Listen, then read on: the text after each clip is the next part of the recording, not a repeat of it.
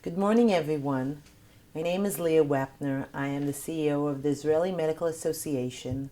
Unfortunately, I'm not able to be there in Seoul, so I am sending you this message here from our sunny Tel Aviv. I would like to first start and congratulate Dr. Chu and Dr. Shin for having this important meeting and hosting the WMA in Seoul. And I'm sure you're going to have a wonderful meeting. And this is not an easy time for you, as I know. We are all aware of the great challenges that you as physicians face in Korea. And the KMA is leading a very difficult struggle. And as one who's been in a few struggles, we are all aware of how difficult this is. Physicians get up in the morning and want to take care of their patients. They don't want to go on fights. They don't want to have conflicts with the government. But sometimes there just is no other choice. And I know that you are all now facing a critical moment for physicians in South Korea. The moment where it will be decided whether medicine will be clear who is a physician that studied and has been licensed and trained in modern medicine, and who is someone who practices traditional medicine. I think that in the East in general, there is something which we don't always know, the idea of traditional medicine, and a patient can choose between traditional medicine and between what we call modern medicine or Western medicine. I don't think there is a problem if the patient decides to choose, but I think it is clear that if you try to confuse and try to blur the boundaries between these two things, this is not going to be good for medicine, this is not going to be good for the patients, and it definitely is not going to be good for the physicians. So I know that your cause is just, I know that your battle is difficult, and most of all, I know that as physicians, this is against what you would like to do. But as I said previously, there comes a time in every organization where we have no choice and we must stand up for what we believe is right. The Israeli Medical Association has faced these challenges more than once. Recently, it was in 2011, when we felt that we need to go out and do something in order to save the public medicine. We felt that since there isn't enough money invested in public medicine, we are going to let down continuously our patients. We are not going to be able to perform to our highest standards. And we thought that it is our duty, not only as physicians to take care of patients, but as physicians to come and raise the call and say we need to do something for public medicine.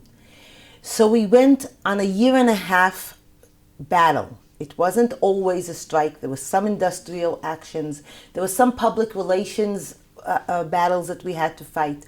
There was a lot of negotiations. There were a lot of challenges and difficulties. We saw a lot of disappointments. There were a lot of hurdles. Most of all, it was extremely difficult to have this going on for over a 1.5 years.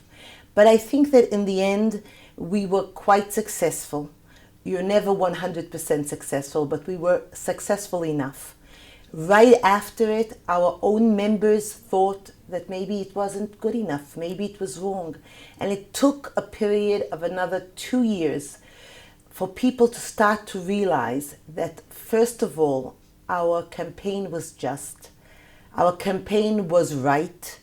We needed to do it. And in the end, we also had good achievements.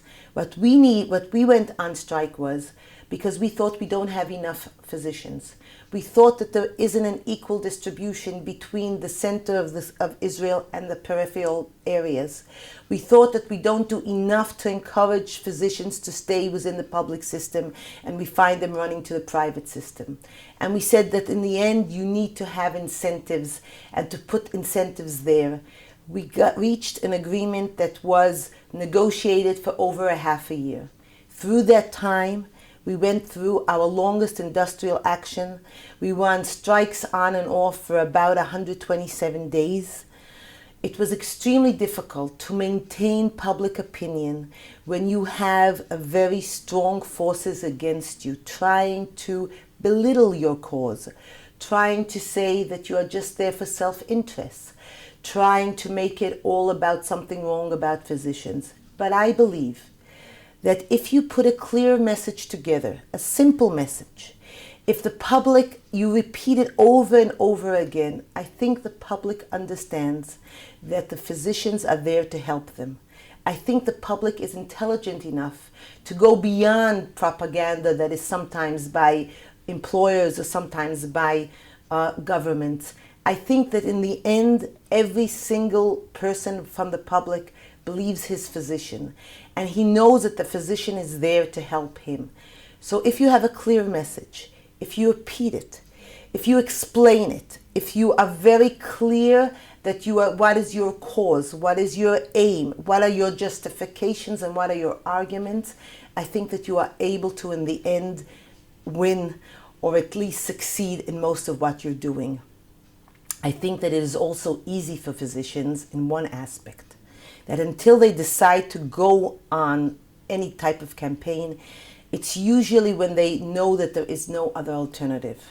So what I would like to do from here is to support all of you in Korea, to understand and to say that I completely relate and appreciate how difficult this moment must be.